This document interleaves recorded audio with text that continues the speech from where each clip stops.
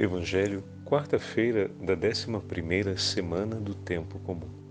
O Senhor esteja convosco, Ele está no meio de nós. Proclamação do Evangelho de Jesus Cristo segundo São Mateus. Glória a vós, Senhor. Naquele tempo disse Jesus aos seus discípulos: Ficai atentos para não praticar a vossa justiça na frente dos homens, só para serdes vistos por eles. Caso contrário, não recebereis a recompensa do vosso Pai que está nos céus. Por isso, quando deres esmola, não toques a trombeta diante de ti, como fazem os hipócritas nas sinagogas e nas ruas, para serem elogiados pelos homens. Em verdade vos digo, eles já receberam a sua recompensa. Ao contrário, quando deres esmola, que a tua mão esquerda não saiba o que faz a tua mão direita, de modo que a tua esmola fique oculta, e o teu Pai, que vê o que está oculto, te dará a recompensa.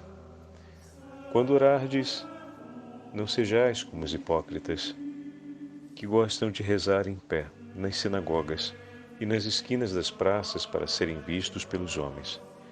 Em verdade vos digo, eles já receberam a sua recompensa. Ao contrário, quando tu orares, entra no teu quarto, fecha a porta e reza ao teu Pai que está oculto. E o teu Pai que vê o que está escondido, te dará a recompensa. Quando jejuardes, não fiqueis com o rosto triste como os hipócritas. Eles desfiguram o rosto, para que os homens vejam que estão jejuando. Em verdade vos digo, eles já receberam a sua recompensa. Tu, porém, quando jejuares, perfuma a cabeça e lava o rosto, para que os homens não vejam que tu estás jejuando, mas somente teu Pai que está no oculto. E o teu Pai que vê o que está escondido, te dará a recompensa. Palavra da salvação. Glória a vós, Senhor. Quarta-feira da 11ª semana do Tempo Comum, em nome do Pai, do Filho e do Espírito Santo. Amém. Queridos irmãos e irmãs, a Santa Liturgia hoje nos dá a oportunidade de iniciarmos o 6º capítulo do Evangelho de São Mateus. E poderíamos sintetizar o Evangelho de hoje com a seguinte afirmação: Nosso Senhor nos ensina a termos um coração atento para agradar a Deus. Mas como assim agradar, Padre Fábio? Um coração que esteja atento para colocar em prática aquilo que é agradável aos olhos do Senhor.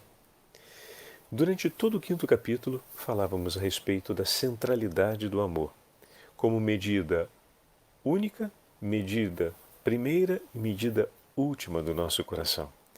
E como o Espírito Santo vai operando na nossa vida, progressivamente, por meio da sua presença, o acontecimento dessa verdade, ou seja, que o nosso coração vai se tornando cada vez mais unido ao coração de Jesus, a ponto de amar tudo que é amado pelo Senhor e amar com a mesma medida com que o Senhor ama. É dessa forma e é por esse caminho que nós iremos aprender a morrer para nós mesmos.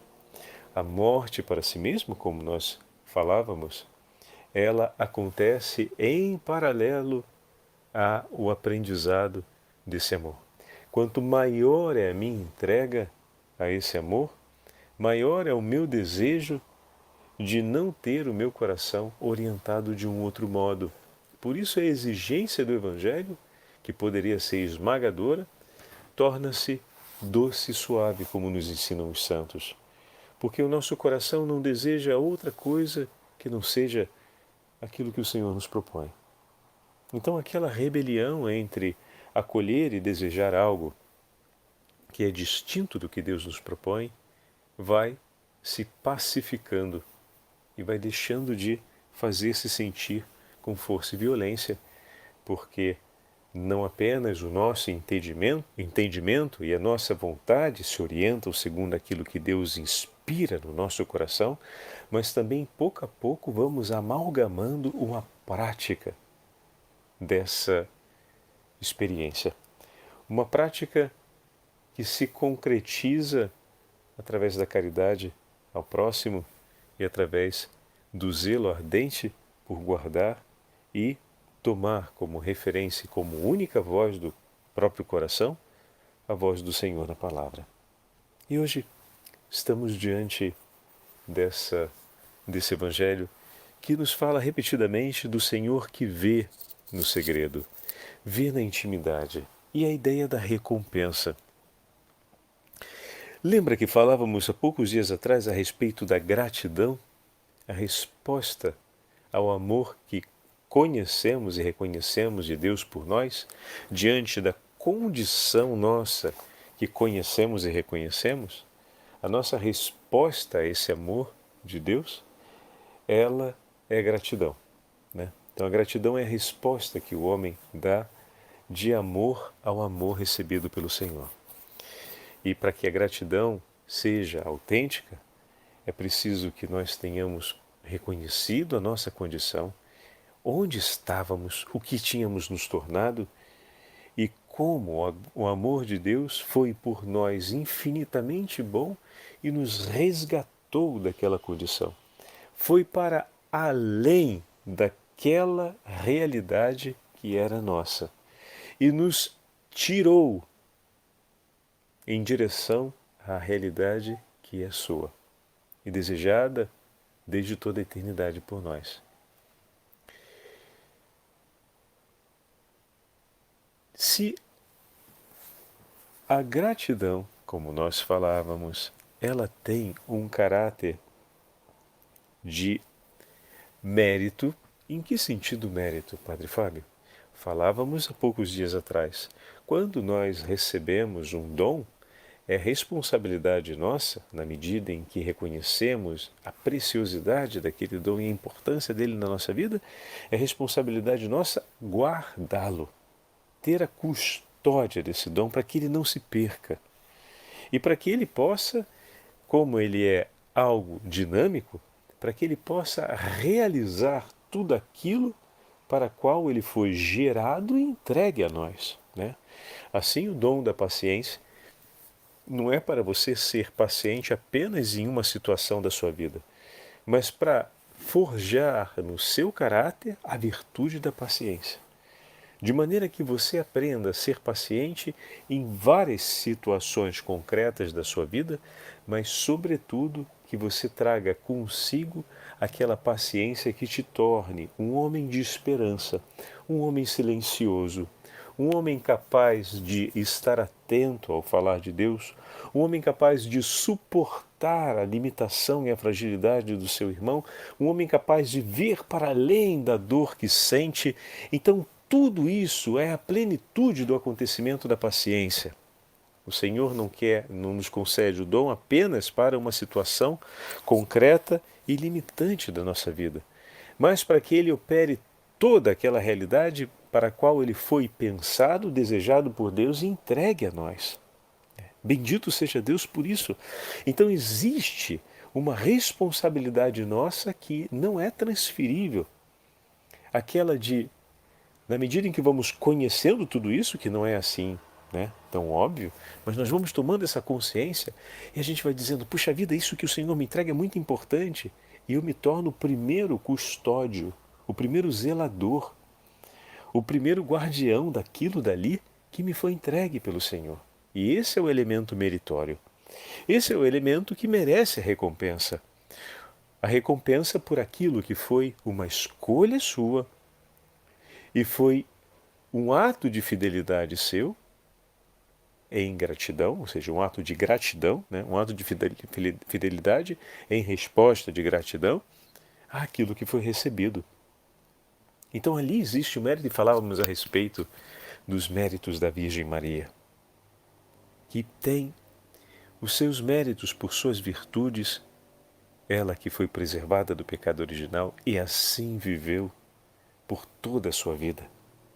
Então o mérito de ter por uma inteira vida rejeitado o pecado, por uma inteira vida ter sido a guardiã, a custódia viva de cada dom recebido de Deus, sem que nada se perdesse, tudo acontecesse sempre na sua máxima perfeição e plenitude, esses méritos que não são de um outro, mas próprios da Beatíssima Virgem Maria, criatura bendita aos olhos de Deus, como eu e você, esses méritos superam o mérito acumulado de todos os santos no céu. Escreve para a gente Santo Afonso, fantástico, belíssimo. Então existe um mérito, existe uma recompensa. E de qual recompensa fala o Evangelho hoje? De estar no segredo, de estar em intimidade. Querer estar em intimidade com Deus. Esse é um desejo do seu coração? No seu cotidiano? A gente quer viver momentos de intimidade ou a gente quer ter uma vida íntima com o Senhor? A vida íntima supõe acontecimentos ou momentos de intimidade, mas momentos de intimidade não refletem uma verdadeira vida íntima, né? Então existe uma diferença. E o Senhor hoje nos chama a apreciar e a desejar estar no segredo, ou seja, estar em intimidade. Tanto a esmola quanto a oração, o Senhor nos apresenta como tesouros, e o jejum, como tesouros que marcam essa experiência do estar em intimidade com o Senhor, estar no segredo do coração, estar recolhido com Ele. E a recompensa aqui é exatamente o zelo por essa intimidade. O zelo no meu cotidiano para ter essa contínua reflexão a respeito do meu diálogo com o Senhor. Se o jejum, ele marca aquele cuidado com a mortificação dos sentidos, e não apenas isso, a orientação da vontade, a um valor maior do que a necessidade imediata e as necessidades fundamentais ou materiais da nossa vida, isso acontece em favor da intimidade com o Senhor. Então, domar e cuidar dos meus sentidos e dos meus ímpetos naturais e afetos, para que eles não me dispersem, para que eles não me levem para fora da intimidade, ou seja, para que eles não se tornem uma necessidade tão imperativa na minha vida que me tira desse segredo, ou seja, que me tira dessa intimidade com Deus. E assim a gente aprende a controlar os impulsos da vontade, os impulsos da necessidade ligada à alimentação, ligada à satisfação dos próprios prazeres, ligada à saciedade dos sentidos do corpo, seja do olhar, seja do ouvir. Como assim do ouvir, Padre Fábio? Vou dizer aqui um exemplo. A gente, às vezes, está ouvindo uma conversa e lembram das palavras fúteis de Santo Efrem, que nós falávamos a respeito da oração de Santo Efrem, usamos aquele interessantíssimo conceito das palavras fúteis, que Santo Efrem pede que o Senhor o livre, né, disso. Às vezes, numa conversação, a gente tem sempre aquela ambição de acrescentar um ponto a mais, de alongar uma conclusão a mais, de falar algo a mais sobre aquilo que já foi dito e que muitas vezes temos clara consciência que em nada está agregando o bem sobre a imagem da pessoa de quem se fala ou está agregando um bem ao conteúdo falado, porque aquela conversa está levando, por exemplo, a uma dispersão, pois está nutrindo cada vez mais uma hostilidade por alguém ou por uma situação. Está aquecendo cada vez mais o meu coração a escolher palavras que sejam mais ásperas, mais ácidas.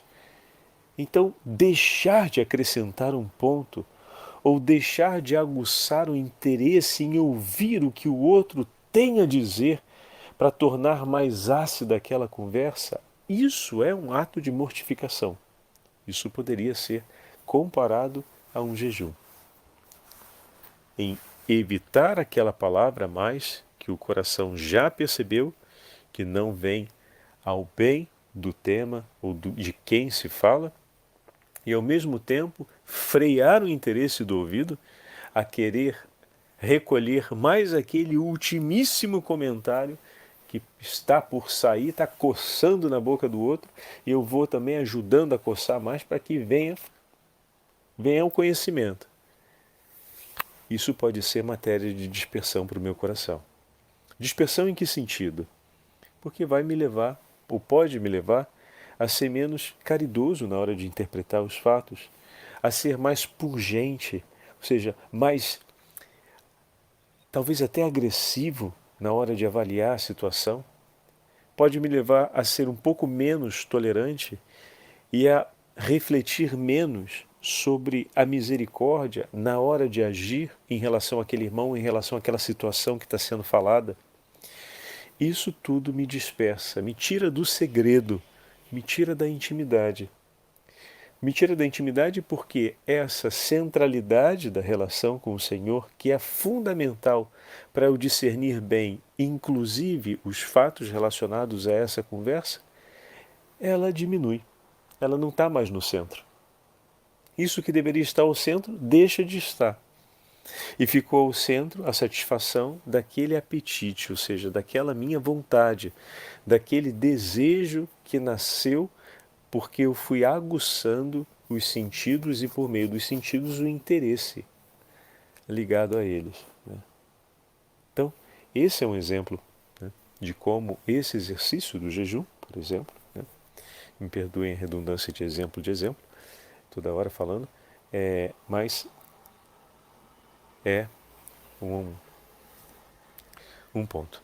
O outro ponto, por exemplo, mais uma vez exemplo, a oração em si, de rezar em silêncio. São João Cassiano, em uma de suas conferências, fala a respeito da importância do silêncio e de 3 maneiras. Eu queria dividir com vocês um pouquinho esse trecho, porque ilumina de uma maneira muito delicada a forma de enfrentar o silêncio na oração. O silêncio mesmo, silêncio por ausência de palavras, né? E, obviamente, por uma contenção dos pensamentos. Às vezes a gente silencia por tirar as palavras, mas os pensamentos estão numa folia que é carnavalesca, pensando de tudo e num frenesi dinâmico, né? É como aquela velha história do homem do nosso tempo. A gente, às vezes, faz o silêncio de não olhar o WhatsApp, mas a cabeça está fervilhando com tudo aquilo que a gente já olhou, e o tempo que a gente está, digamos assim, em silêncio, né? Por não olhar o WhatsApp, na verdade a gente está pensando nas 5, 7 respostas que a gente vai dar, depois daqueles 3 minutos que pareciam longuíssimos em que a gente deixou de olhar o WhatsApp. Se a gente controla o tempo, parece que eu deixei de olhar faz um tempão, não, foram só 3 minutos. Mal completaram-se 3 minutos. E a gente já pega com 5 respostas prontas para aproveitar e dar aquela respondida rápida que vão tomar outros 7 a 10 minutos do nosso tempo, né? Então é sempre numa escala desproporcional. A gente pensa em desplugar, faz um sacrifício e se despluga por 3 minutos, né? Da atenção ali. Mas foi só a atenção física de tomar nas mãos e manusear o aplicativo. Porque a mente naqueles 3 minutos trabalhou por 6 minutos, né? Um trabalho equivalente a 6 minutos para preparar aquelas 5 respostas. E depois, quando a gente pega achando que conseguiu, né, pelo menos por um tempinho ficar sem olhar o WhatsApp, a gente gasta de fila logo 10 minutos sem nem se dar conta para escrever aquelas 5 respostas. Então, quando falo do silêncio de palavras, hoje existe uma outra modalidade, né, mais intensa, que é o silenciar esse fluxo de palavras, vamos dizer assim, que está nessa mente super estimulada, super excitada das mídias sociais, que é a realidade da nossa vida de hoje, né? Então, é muito bom criar exercícios que nos separem um pouco, né? Que nos devolvam a nós mesmos. Eu preciso tomar consciência disso.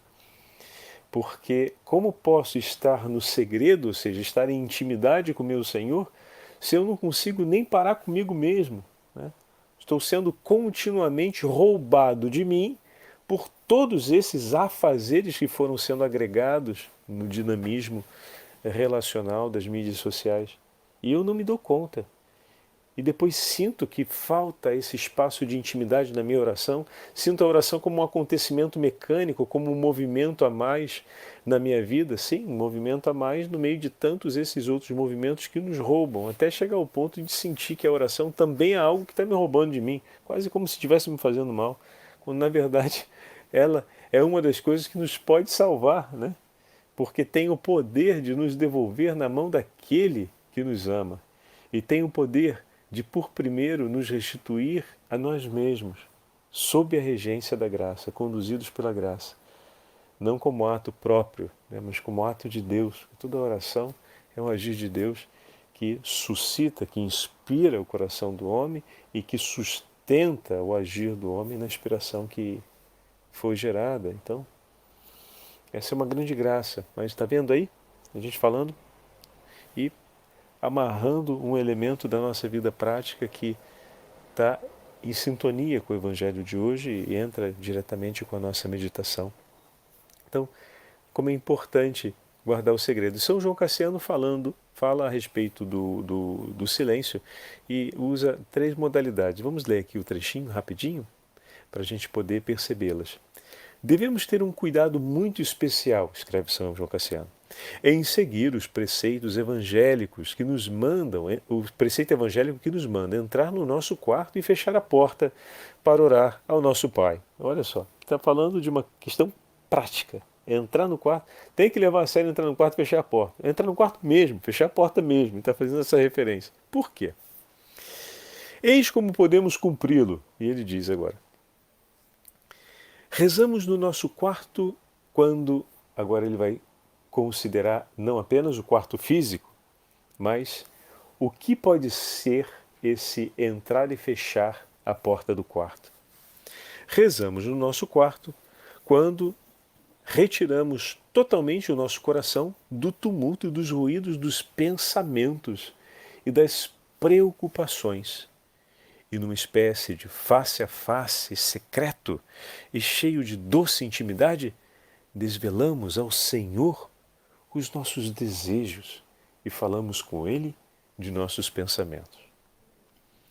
Oramos a porta fechada, quando suplicamos sem abrir os lábios e num perfeito silêncio de palavras, aquele que não tem em conta as palavras, mas olha o que está no coração.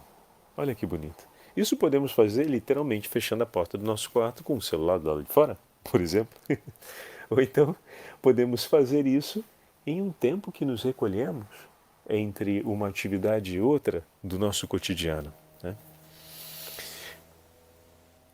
Rezamos em segredo quando falamos com Deus, somente a partir do coração e aplicando a alma e só a Ele manifestando os nossos pedidos, tão bem que nem as potestades adversas conseguem adivinhar a sua natureza.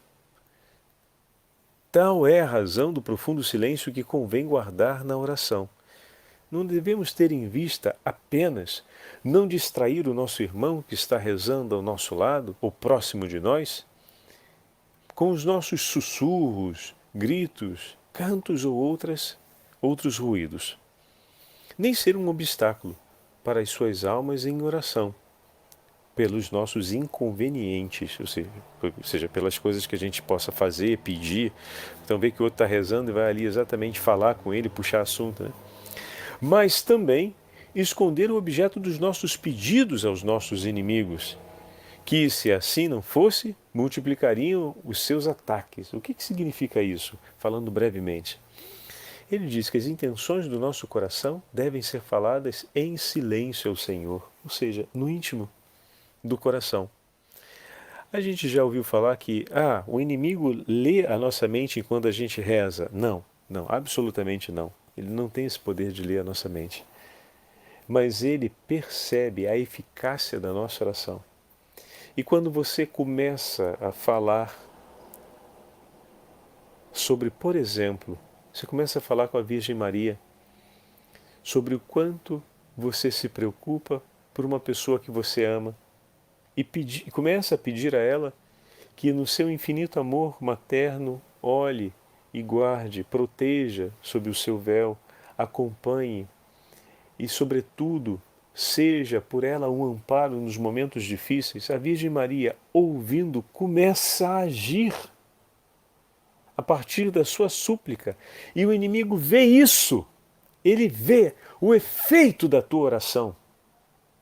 Se ele soubesse antes o que você quer pedir, ele mandaria os seus anjos para intervir de maneira que não fosse possível ou que fosse perturbado aquilo dali. Então, São João Cassiano diz, as intenções do nosso coração, elas vão apresentadas no silêncio diante de Deus. Ou seja, com esse recolhimento. E quando o inimigo se der conta, já é tarde demais, porque ele nada pode fazer. Olha que fantástico. A gente ainda não tinha pensado dessa importância na hora da nossa oração, né? Ou melhor, a gente talvez ainda não tivesse observado essa delicadeza, que Deus imediatamente acolhe as nossas súplicas e os inimigos infernais se dão conta da oração que estamos fazendo, não porque veem o que estamos rezando, mas porque observam com clareza e sentem um efeito dessa oração acontecendo. Que autoridade e que responsabilidade sobre os nossos ombros. Bendito seja Deus. Como é bom vivermos em intimidade e como é bom saber que o nosso Senhor nos ama assim, com prontidão. Que o desejo do nosso coração também seja a prontidão ao segredo, à intimidade reservada com Ele. O Senhor esteja convosco, Ele está no meio de nós.